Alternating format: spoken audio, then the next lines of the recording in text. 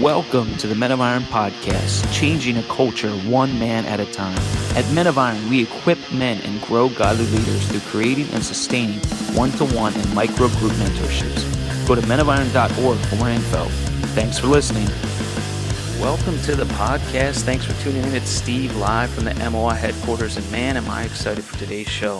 I hope you stay tuned for the entirety of this interview. It's going to be a great podcast. Episode 29 is brought to you by Buck's Lawn Care Service. Call Buck for all your mowing, mulching, trimming, edging, and more. You can find Buck's Lawn Care Service on Facebook. Man, let's get into it. I would love to introduce our special guest today, Jerrad Lopes. Jerrad is the founder of Dad Tired, a nonprofit ministry equipping men to lead their family well. He is a pastor, speaker, and author, and host of the Dad Tired podcast. He resides in Portland, Oregon with his wife, Layla, and 3 kids. Jerrad, welcome to the show. Thanks, man. Super glad to be here. Yeah, man, it's an honor to have you. We would just love to tell the listeners and viewers just more about Jerrad Lopes. Yeah. Well, I'm saved by Jesus, which is I'm learning my most important identity. So I try to start with that just as a way to remind myself that nothing else I do really matters other than I've been saved by Jesus. So that's the best news and coolest thing about me. Amen. Other than that, I'm married to my wife, Layla. Like you said, we've got 3 kids. We have a 7-year-old, a 5-year-old, and then a brand new baby girl. So we're back to all that fun stuff, diapers and late nights and no sleeping and all that. So you were officially Dad Tired again. Again, man. Yeah, the bags under my eyes are just getting darker and deeper and more consistent. Yeah, so I'm just trying to be a good husband and father that loves the Lord and tries to point my family towards Jesus. And then I write some books and host a podcast and try to do my best to be used by God to help other guys fall in love with Jesus and help their families do the same. Awesome, man. I love it. Well, thanks for joining us today, man. It's an honor. Yeah, well, we're glad to be here. We're going to hit you with take 5. This is kind of our little icebreaker, just 5 fun questions to get the podcast rolling. You ready for it? Cool, let's do it. All right, man. Question number 1 for take 5 is, what is one of your favorite childhood moments? Oh, man. I think my dad bailed when I was young, so my mom kind of played mom and dad, but my mom was super into sports, and so she actually grew up taking me to a lot of sporting events. Like, I grew up in the Bay Area, near the Bay Area of California, so went to like a bunch of Giants games and Raider games. So even though I'm a Christian, I'm a Raider fan, which I know is like an oxymoron for most people, but yeah, so that's probably when you first said that, just highlight going to a bunch of sporting events with my mom and awesome cheering on teams that lost all the time. Well, you should be pretty excited about AB as a Raider then, huh? That's right, man. Yeah, nice. And apparently he loves Jesus and our quarterback loves Jesus. So hey, yeah, that's a good start, man. That's how the Eagles won a Super Bowl, you know? Got all these Christian men on the team. That's what I'm hoping for. Yeah. Awesome. Question 2 is so the Dad Tired podcast, I think you started in 2016, is that correct? Yeah. So over, from my calculation, over 140 episodes. Who stands out as one of your favorite guests? Oh man, good question. Man, we've had such great guests. Bob Goff was fun. If you're familiar with Bob Goff, he's so lively. He tells stories that are just like, is this guy telling the truth or is he just totally making this stuff up? Because it's so incredible, the stuff that he talks about. I had a guy that played in the NFL named Cedric. He had just got out of the NFL when he came on the show, and he has become a really good friend of mine since then. So that was really fun. Had a guy named Pastor Saeed, which was in prison in Iran for like 3 years for preaching the gospel. That was a really fun one. Wow. I haven't heard that one. Yeah. One of my personal favorites was just recently Jonathan Pitts Jr.? Yeah. Man, that was phenomenal. Yeah. He's got quite a story. Yeah, dude. Super heartbreaking story, but the guy's a man of God. He is. Yeah, I've started following his journey, man. So it's just remarkable to see how he's being used by God even in the midst of tragedy. Yeah, dude. He's living out like all of our worst nightmares in many ways. Big time. Yeah. All right, question number 3. What is the best part about being a dad? I love to teach, so I mean, you just get like, for me, 3 built-in students who like love to learn. So for right now, they're young, they're super curious. I'm super excited about teaching them everything from like, hey, you got to try this new food, all the way up to let me teach you about the good news of Jesus and how his kingdom looks way better than the kingdom that this world's offering. Yes. So it's super fun, man. I just love to teach the curious kids. It's awesome. I love it. Question number 4. What album or song have you had on repeat lately?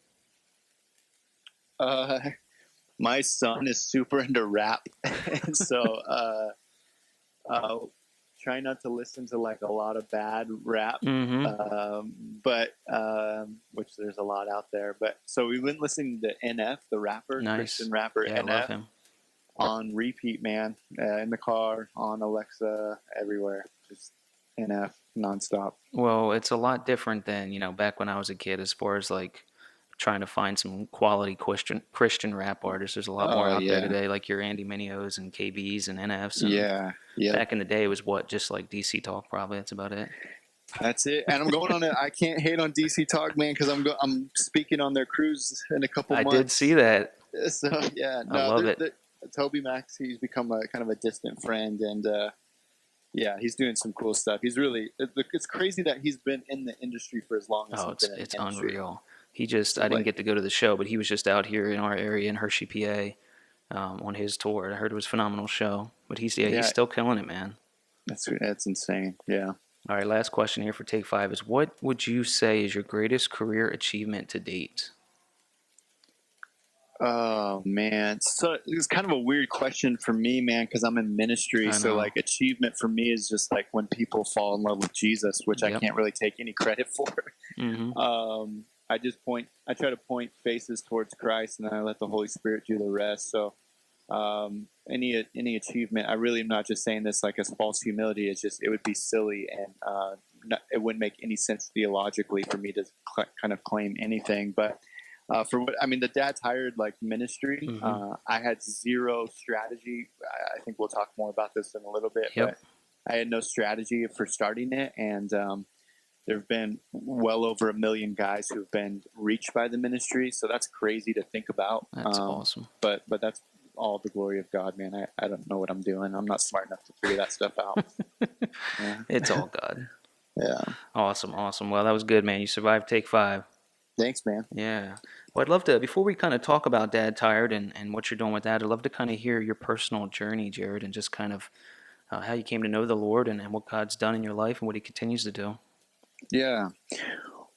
Well, I think God has been pursuing my heart since I was a kid. Even at 7 years old, I felt drawn towards Jesus. Really specifically, I have like really clear memories of God kind of drawing my heart then. And sometimes I think that's because if in his sovereignty and in his knowledge, had I not heard about Christ until I was an adult, I'm a pretty skeptical guy, and I don't like to go with the crowd.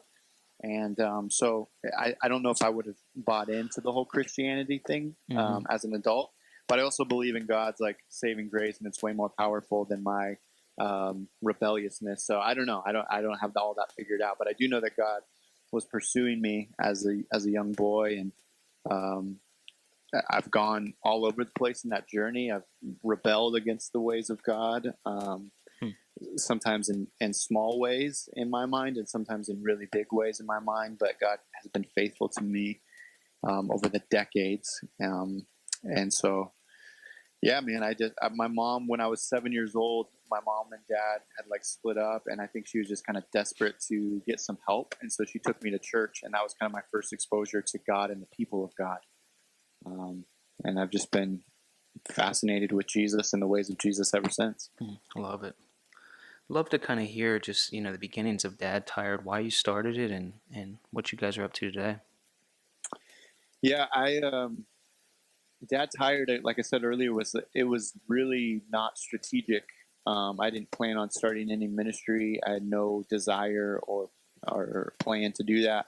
I had been served in the local church world for about 13 years, and as a pastor, and had a really tough experience in the church, and kind of was hurt by the church. I'd always heard people say that they were hurt by the church, and that never made any sense to me. I didn't get how people got hurt by the church. But I experienced that for the first time after being on staff for a long time in the church world, and I left hurt. And that kind of spiraled me out, man, because I got hired as a full-time pastor when I was 18, right out of high school. Wow. I started in ministry full-time. And so it was the first time in my life that I wasn't a pastor. I didn't have the title pastor next to my name. And I kind of tailspinned in my identity. Didn't know who I was or really what I was supposed to be doing. And just had a crappy season, man. Honestly, like I think I was dealing with depression, and I distanced myself from my wife and my kids. I was a really crappy husband and a dad. And I just randomly wrote. I was kind of in the middle of this process, or in the season where it really sucked, and my wife and I were fighting a lot. I was actually standing. I'm in my bedroom right now, actually, as we record this, and just feet away from me is where me and my wife were having an argument, and we're in the middle of this argument, and it's kind of getting heated. And my wife says, she starts to get tears in her eyes, and she says to me, "Jerrad, I just want you to know that I've been waking up every day, every morning at 2:30 in the morning. I've quietly set my alarm, and I get out of bed, and I go into the living room, and I just lay on my face, and I pray to God. I beg God that He would draw your heart back to Him." And dude, that sucked. Like that was a that was a low blow, like the God card. I always say I would have rather she cussed me out, because I could have handled that better, but I didn't really know what to say to that. But for whatever reason, God used that moment as a way to draw my heart back to Him. And anyway, long story short, I happened to write a blog in the middle of that season. I didn't have a blog. It's just a pretty millennial thing for me to do. I just wrote something, try to process my feelings online. And so I just wrote and basically said, hey, I feel like I'm a crappy husband and dad, but I don't want to be. And I was just processing this online. And that blog ended up getting shared about 1.5 million times. And again, I didn't have a blog or anything. I just it just got shared on Facebook a ton. And that really launched Dad Tired, man. I had guys from all over the world say, I relate to this. I feel like I suck as a husband and dad, but I don't want to. We should hang out. So I started a Facebook group of these guys that were reaching out to me, and that kind of turned into a podcast, and that is kind of where we got to this day. Oh, that's phenomenal. Was your firstborn Elijah? Was he born yet? Yeah, he was young. Okay. But yeah, he was born. I think my daughter may have just been born as well. So you were in those early stages of being Dad Tired. Yeah. I had my son, and then I think my daughter was maybe a year and a half old at that point. Oh man, that's a phenomenal story. Yeah. So you guys, obviously you're Dad Tired, and what you guys are doing, you're all about equipping men to lead their families well, and what you're doing is needed. What we are doing here at Men of Iron, we're doing the same thing, equipping men through mentorships is needed. Why? Obviously, there's a big need for that in men's lives, in the country and around the world. Why are Christian men not leading their families spiritually, or not leading their families well? Yeah, that's you can, if you figure that question out, you'll probably be a really rich man. Although maybe not, because the kingdom, we're in the church world. But that's the question. I think everyone's trying to answer. But from what I've learned, I think there's really two primary reasons. The first one is there are a lot of guys who just simply don't know how. We didn't grow up with dads around. The guys like me who didn't have a guy around teaching them what it looks like to lead spiritually. I wanted to be a really good husband and dad. That was my intention, to be the best husband and dad. I wanted to be what I never had. And so that was my goal. And then it turns out when I got into marriage, I couldn't really fake it, and I didn't know what I was doing, and I had no reference point. So I simply didn't know what to do. So I think there's a lot of guys in that category. It's they want to be spiritual leaders. They want to step up and lead their family, literally just don't know how. Then I think there's a whole separate group of guys who maybe have a better understanding of what that might look like to lead their family well, but they're actually paralyzed by their sin and shame. And they think, how could I possibly lead my family towards a God that I don't even feel close to? Yeah. Or how could I possibly lead my family towards a God that I feel maybe afraid of, because I'm kind of deeply in shame from my sin and my own crap that I'm dealing with. And so it's easier to not lead your family towards a God, because you think if I lead them towards it, I might have to get close, and that might expose some stuff in me that I don't know if I'm ready to deal with. So I'm sure it's a lot more complicated than that, but those are two things that I've noticed in my experience. How do you see the Big C church? How are they doing in equipping men?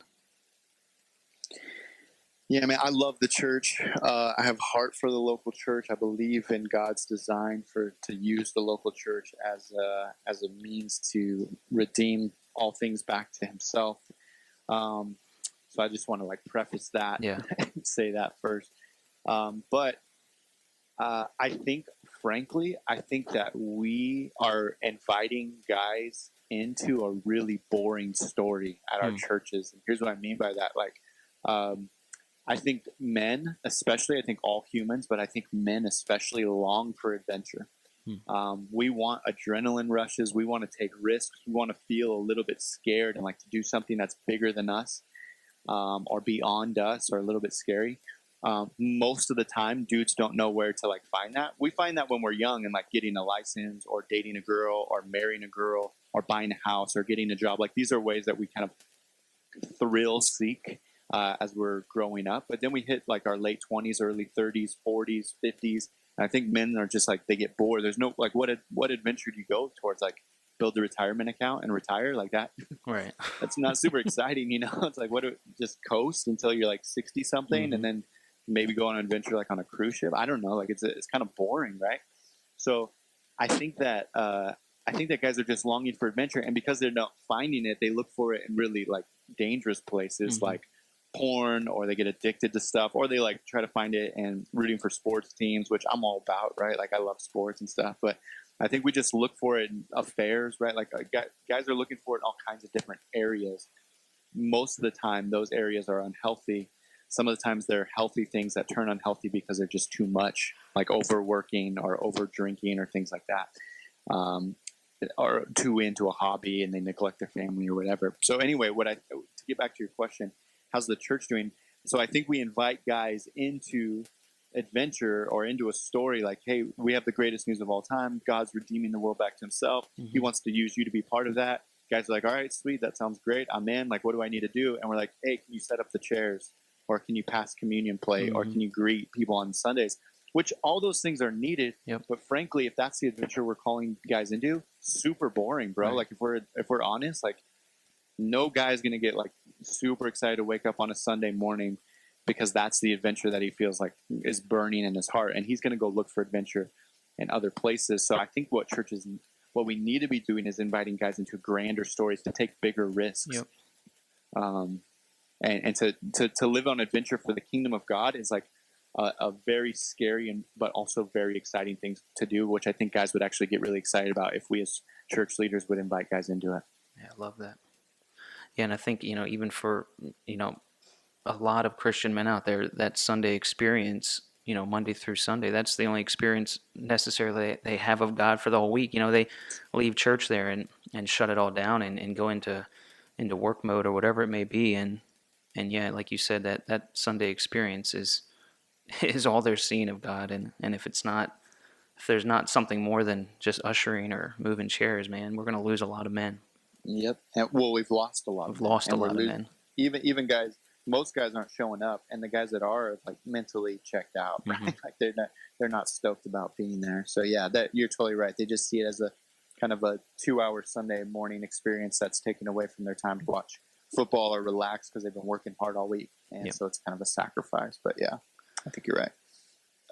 I mentioned, I think this was before we went on air, but I mentioned kind of your last podcast you filmed on Saturday. Just, I just thanked you for just being authentic and transparent in that. And you talked about kind of, you're not perfect, you're stumbling your way through this too. But just if you could give kind of our listeners some just practical tips of how Jerrad Lopes is leading his family today.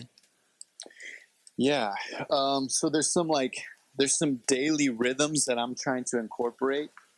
Stuff that's just built into my schedule that doesn't take a bunch of time or necessarily effort, that I think allows me to pursue the heart of my wife and kids. So things one thing we've been doing, this is something my friend Jefferson Bethke talks about a lot, but we do a breakfast benediction. So in the mornings we'll when we're eating breakfast, or I know a lot of guys are gone by breakfast, so even at night for dinner or whatever, I say this benediction, I just put it on my social media channel, so you can go grab it there.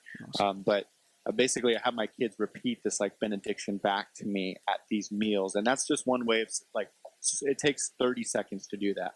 But every single meal, it's a habit that we get into where I'm having my kids repeat truths about themselves and about God, and that's like super simple thing. Every dad can do it. It's already written out for you. You don't have to. You don't have to think through it or come up with something new every night. And yet it's one like small way that I know your kids and your wife would appreciate. Like, thank you for just in a very small way pointing us back to Jesus. So that's like one thing like that. Every day I ask my wife, like, how's your heart? And because we often ask as men, like, how was your day? Which is a really complicated question for women most of the time. So I just ask, how's her heart? And then she can kind of have the freedom to tell me what's going on in her heart. I think practically for guys, praying with their kids and with their wife is one of the most, what I found, one of the most requested things that wives want their husbands to do for them and with them when it comes to spiritual leadership. Like, just pray with us. And I think for a lot of guys, when they think through praying with their wives, it's kind of an intimidating thing. It's a really vulnerable thing. But I think it's one of the greatest ways you can serve your wife and kids. And what you're really doing is essentially pointing your kids to a better God. So instead of me saying, Daddy's going to work hard so I can provide for our family, I'm going to pray and say, hey, let's go to the better provider. Let's go to the better forgiver. Let's go to the God who will actually provide for our needs. Let's go to the God who can forgive our sins. Let's go to the God who can change our hearts, because Daddy is not the hero of this family. God is the hero of this family. And when you pray often, you're actually pointing your kids back to the real hero. And you're pointing your wife back to the real hero, which is not you as the man, it's God. And so that's a really humble, easy way for you to be leading. Anyway, I think there's a bunch of little things, but those are a few things that I'm trying to do daily. Why do you think it is so hard for men? I mean, because it's something I struggle with too personally. Why is it so hard for men to just, I mean, it seems like a simple thing to pray with your wife or pray with your kids. Why is that such a hard thing for men to do? So I think, I don't think it's necessarily a man thing. I think that most of us Christians in general aren't praying a ton. And really the heart of all of that is the heart of our lack of prayer. Like, if we're being really honest with ourselves, is we don't actually think we need God. And in many ways, we've kind of convinced ourselves that we don't, right? Like, for example, one time I was kayaking with my friends. This was when I was in high school, and I had board shorts on and flip-flops on, and I was in an inflatable kayak, and we were just floating down the river. And without knowing it, I found myself in the middle of white water. I thought we were just like floating down the river. But it turns out we were like whitewater rafting all of a sudden. And I was definitely not prepared for it. I didn't have a life jacket on or anything. And so I ended up going over this small waterfall, and my kayak folded in half. It flipped me out, and it pushed me down. Like, the waterfall pushed me down, the pressure of it.